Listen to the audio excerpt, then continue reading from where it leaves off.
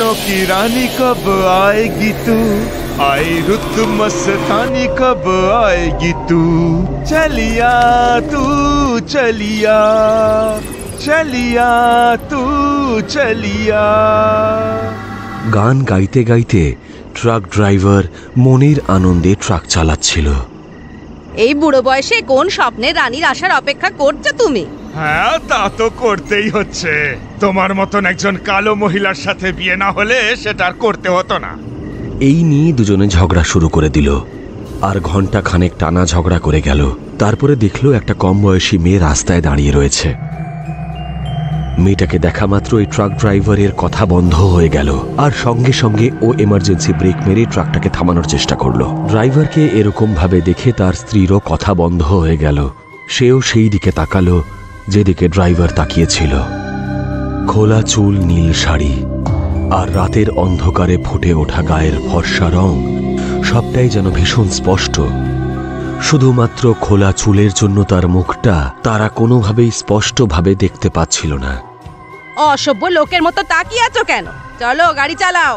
বোকার মতন কথা বলো না তো, মনে হচ্ছে ওনার সাহায্য প্রয়োজন। তারপরে জানলা দিয়ে সে মাথাটা বের করে বলল, আপনার কি কোনো সাহায্য চাই? আপনি চাইলে আমি আপনাকে আগে ছেড়ে দিতে পারি। শোনা মাত্রই মেয়েটি ধীরে ধীরে ট্রাক ড্রাইভারের কাছে এলো। মেয়েটিকে কাছে আসতে দেখে ড্রাইভার তার নিজের মধ্যে রইল না।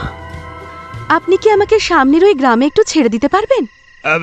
হ্যাঁ হ্যাঁ, কেন নয়, অবশ্যই পারবো, আসুন। তারপরেই সে তার স্ত্রীকে বলল, শুনছো, যাও তুমি এখান থেকে নামো আর পিছনে গিয়ে বসো। আমি কেন পেছনে বসবো? তুমি ওকে বলো পেছনে গিয়ে বসতে। শোনো, যা বলছি তা চুপচাপ শোনো। পিছনে আম আছে, যাও ওখানে পা ছড়িয়ে বসো আর মনের সুখে যত ইচ্ছে আম খাওগে। তারপর স্বামীর কথা মতো সেও ট্রাক থেকে নেমে ট্রাকের পেছনে গিয়ে বসে পড়ল। তারপর ওই মেয়েটি এসে ট্রাক ড্রাইভারের পাশে বসে পড়ল। ড্রাইভার ট্রাকটি চালানো শুরু করলো। গাড়ি চালাতে চালাতে সে ওই মেয়েটার দিকে আর চোখে বারবার তাকাচ্ছিল। আমি কি এই সুন্দরী মহিলার নামটা জানতে পারি? মোহিনী। বাবা, যেমন রূপ তেমন নাম। মোহিনী ওর দিকে তাকাতেই ও একটু হেসে উঠল। হঠাৎ করে ড্রাইভার ব্রেক মেরে গাড়িটা দাঁড় করালো আর মোহিনীর দিকে এগিয়ে গেল। কিছুক্ষণের মধ্যেই দমকা হাওয়া দিয়ে ঝড় উঠল। তারপর সবকিছু শান্ত হয়ে গেল, আর তারপর ড্রাইভারের চোখ ছানা বড়া হয়ে গেল, কারণ সে দেখতে পেল মোহিনীর হাতটা কালো আর নখগুলো ভূতের মতন ধারালো আর লম্বা হয়ে গেছে। সে ভয় ভয় মোহিনীর দিকে মুখ তুলে তাকালো।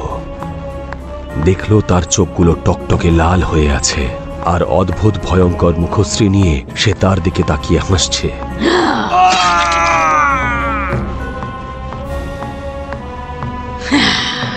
মোহিনী ভয়ঙ্কর ভাবে চিৎকার করে গায়ের জোরে তার নখগুলো দিয়ে ড্রাইভারের বুকে আঘাত করলো আর হৃৎপিণ্ডটা বের করে আনলো। ড্রাইভার ততক্ষণে মারা গেছে, আর তার শরীর থেকে বেরোনো রক্ত সারা সিট ভিজিয়ে দিল। মোহিনীর হাতে তখনও ড্রাইভারের হৃৎপিণ্ডটা দপদপ করছিল। আমার আরেকটা ইচ্ছে পূরণ হলো।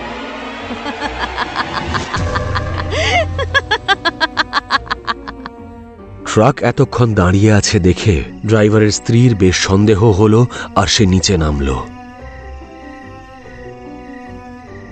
সে যখন দেখল তার স্বামী মারা গেছে আর মোহিনীও উধাও, তার পায়ের তলার মাটি সরে গেল।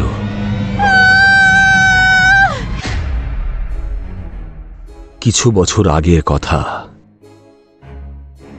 25-26 বছর বয়সী একজন যুবক রাঘব জঙ্গলের মধ্যে পুকুরের পাশ দিয়ে যাচ্ছিল। তখনই সে পুকুরের ধারে একজন মেয়েকে দেখতে পেল।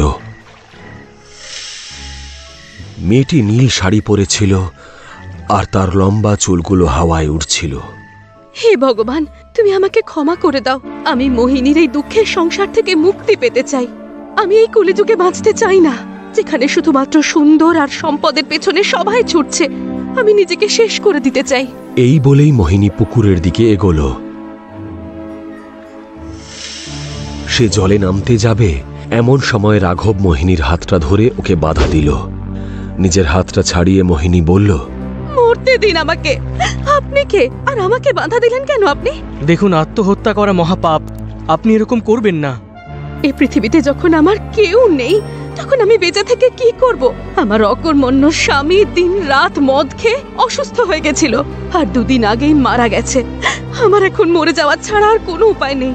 দেখুন, আপনি আমার সাথে চলুন, আমার বাড়িতে আপনার কোনো অসুবিধে হবে না। এই বলে রাঘব মোহিনীকে নিজের বাড়ির দিকে নিয়ে গেল।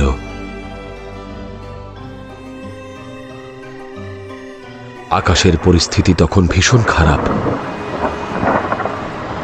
তবে বৃষ্টি নামার আগেই ওরা ওদের বাড়িতে পৌঁছে গেল।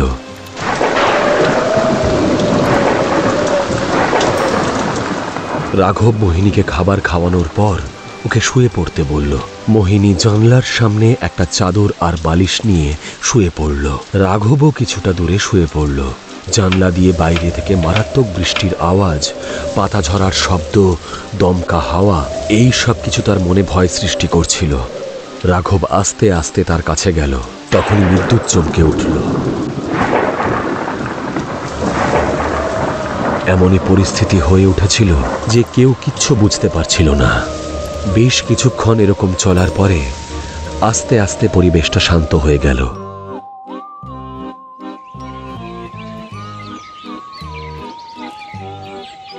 পরদিন সকালবেলা দরজা খোলার আওয়াজ শোনা গেল। দরজা যিনি খুললেন তিনি আর কেউ নয়, রাঘবের বাবা ব্রাহ্মণ সাজদেব।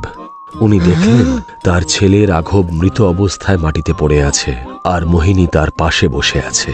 পাশেই মাটিতে একটা ছুরি পড়ে আছে, আর তার পাশেই পড়ে আছে রাঘবের হৃৎপিণ্ডটা। এই মেয়ে, তুমি কে? তুমি আমার ছেলেকে মেরে ফেলেছো। আমি আপনার ছেলেকে মারতে চাইনি। আমার ছেলের উপর দোষ চাপিয়ে কোনো লাভ নেই। না বাবা। অসভ্য মেয়ে, তুমি আমার একমাত্র সন্তানকে ছিনিয়ে নিয়েছো। আমি তোমাকে অভিশাপ না দিয়ে কোনো মতেই ছাড়বো না। আপনি এরকম করবেন না বাবা। আমি ঈশ্বর ভক্ত এক ব্রাহ্মণ তোমাকে অভিশাপ দিচ্ছে যে আগামী পূর্ণিমার রাতে তোমাকে প্রেতাত্মা ভর করবে। প্রত্যেক পূর্ণিমার রাতে তোমাকে নতুন নতুন পুরুষের সাথে ওই একই কাজ করতে হবে। যা তুমি আমার ছেলের সাথে করেছো, তারপরে তুমি অমর হয়ে যাবে এবং যুগ যুগ ধরে অভিশপ্ত থাকবে। তার গলার স্বর পুরো ঘরে ঘুরতে থাকলো। যা শুনে মোহিনী অবাক হয়ে গেল, আর ক্ষমা চাইতে চাইতে সে অজ্ঞান হয়ে গেল।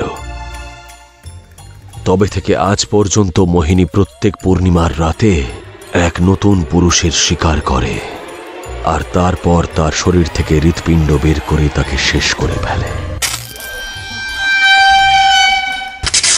গল্পটা ভালো লাগলে লাইক, কমেন্ট, শেয়ার করে দিন।